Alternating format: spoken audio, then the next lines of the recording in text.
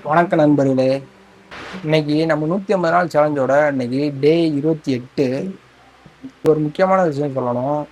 இன்னைக்கு நம்மளோட வெயிட் 87 கிலோல இருக்கும்.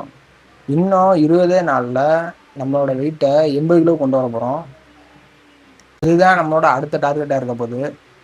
இதை கேட்குறப்ப நிறைய பேத்துக்கு என்னடா 20 நாள்ல எப்படி 7 கிலோ அப்படின்னு தோணலாம். ஆனா நம்ம ட்ரை பண்ண போறோம். இதுதான் நம்மளோட அடுத்த டார்கெட்டு. ஆனால் இந்த விஷயம் ஈஸியான விஷயம் கிடையாது. ஏன்னா இதை ட்ரை பண்ண தான் போகிறோம். நம்ம ட்ரை பண்ணி சக்ஸஸ் ஆகுதா இல்லைன்னு தான் செக் பண்ண போகிறோம். இந்த 20 நாளில் என்னால் முடிஞ்ச அளவுக்கு என்னோட 100% எஃபெக்டாக நான் போட போகிறேன். இல்லை டயட்டை ப்ராப்பராக ப்ரிப்பேர் பண்ணுவேன். இந்த 20 நாளில் ஒரு நாள் கூட ஒர்க் அவுட்டை நான் மிஸ்ஸே பண்ண போகிறதில்ல. அப்போ தான் இந்த 87 கிலோலேருந்து 80 கிலோவுக்கு அச்சீவ் பண்ண முடியும். இந்த 20 நாளில் டெய்லி நம்ம வெயிட்டை செக் பண்ணுவோம். அதில் ஒரு நாள் ஏறும், ஒரு நாள் இறங்கும். ஆனால் அதற்காக மனசு உடஞ்செல்லாம் போய் உட்கார மாட்டோம். ஏன்னா அது அப்படி தான் காட்டும். வாரம் வாரம் ரிசல்ட் பார்க்குறப்ப தான் அது சேஞ்ச் ஆகி தெரியும். அடுத்த 20 நாள் இதைத்தான் நான் ஃபுல் ஃபோக்கஸாக பண்ண போகிறேன்.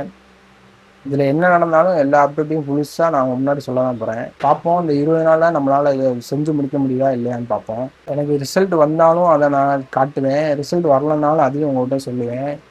ஏன்னா இது நிறைய பேருக்கு தெரிஞ்சே ஆகக்கூடிய ஒரு விஷயம் தான். நிறைய பேர் இதை ஆசைப்பட்டு செய்வாங்க. ஆனால் நிறைய பேருக்கு இது டார்கெட்டாக முடியாது.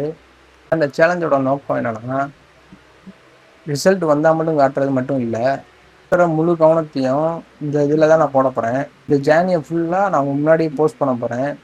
அதுக்கு உண்மையாக இருக்க போகிறேன். அதுதான் இந்த ஜேர்னியோட முக்கியமான நோக்கமே. 50 கிலோ ரீச் பண்ண முடியுதா இல்லையான்னு பார்ப்போம். நாளைக்கு சந்திப்போம். பாய்.